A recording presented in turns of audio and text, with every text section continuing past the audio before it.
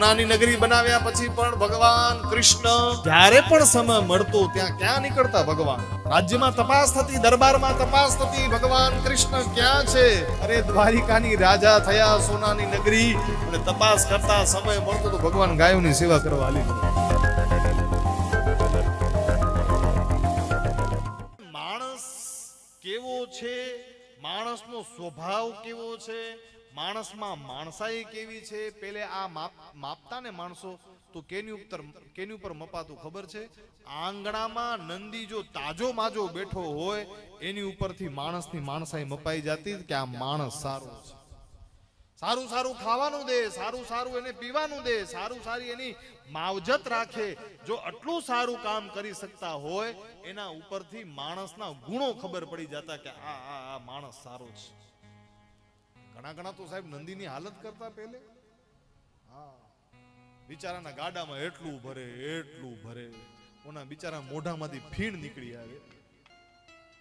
નંદીના મોઢામાંથી ફીણ નીકળી જાય.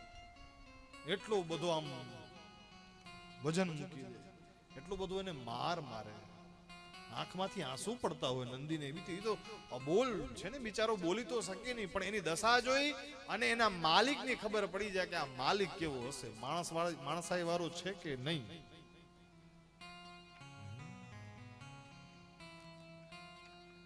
મને ગમ્યું એમના આંગણામાં ગાયું કેટલી બધી સુંદર હસતી હતી સાહેબ. જેના આંગણામાં ગાયું હસતી હોય, જેના આંગણામાં નંદી હસતા હોય, એનો પરમાત્મા એના માટે કાયમ હસતો જ હોય સાહેબ. એને આંગણામાં જ ભગવાન આવે, બીજાના આંગણામાં ભગવાન ના આવે સાહેબ. હા, જેની સુંદર ભાવ હોય. તમારા સંગાર સમાજ તો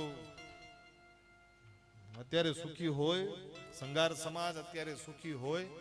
જખડાડાની કૃપા તો છે, પણ સાથે સાથે ગૌ માતાના પણ આશીર્વાદ છે. તમને ગાયોને તમે સાચવી છે સાહેબ. ગાય માતાને પ્રશ્ન પૂછવામાં આવ્યો, ગૌ માતાને, કે માં, હે માં, તમારા શરીરમાં તો 33 કોટી દેવી દેવતાઓ વસે છે, પણ તમને વિશેષ ભાવ છે તો કેની ઉપર છે? ત્યારે ગૌ માતાએ કીધું કે મને જો વિશેષ ભાવ છે તો એ બે ઉપર છે. એમ બે ઉપર? એ બે જણા કોણ? હું તો માં છું, ગાય માં છું, મારા માટે બધા દીકરા સરખા, પણ મને પૂછો છો તો મને બે ઉપર વિશેષ ભાવ છે. એક દ્વારિકાધીશ ઉપર અને બીજા મહાદેવ ઉપર.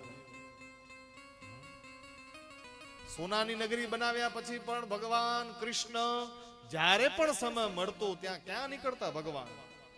રાજ્યમાં તપાસ થતી, દરબારમાં તપાસ થતી, ભગવાન કૃષ્ણ ક્યાં છે? અરે દ્વારિકાની રાજા થયા, સોનાની નગરી, અને તપાસ કરતા સમય મળતો તો ભગવાન ગાયોની સેવા કરવા હાલી જતા. સોનાની નગરી થઈ ને સાહેબ, ગાયોની સેવા થઈ. અને એટલે મને એમ કહેવાનો આનંદ થાય કે સંગાર સમાજ સુખી છે તો ગાયોની સેવાના કારણે સુખી છે. અને ગૌ માતાને કીધું કે બીજું વિશેષ ભાવ ક્યાં છે? તો કે મહાદેવ. કેટલી બધી કથાઓ છે ગુજરાત ભારત વર્ષમાં સાહેબ, કે ગાય જ્યાં ઊભી રહે પોતાની રીતે એના આંચળમાંથી દૂધ ઝરે અને તપાસ કરે તો નીચેથી શિવલિંગ નીકળ્યા છે સાહેબ.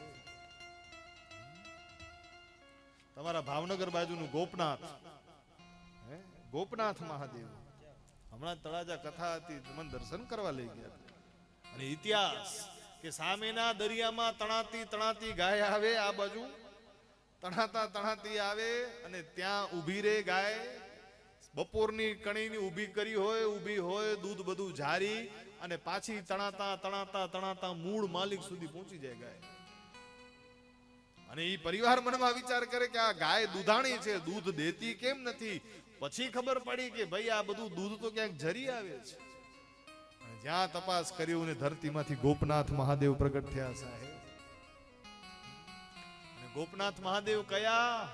જેને મૂળ આશીર્વાદ દીધા હોય દ્વારિકાધીશના, તો ઈ કેને દીધા? નરસિંહ મહેતાને સાહેબ. નરસિંહ મહેતાને પરચો ત્યાં મળ્યો ગોપનાથમાં. કેટલા ઇતિહાસો છે ગાય માતા.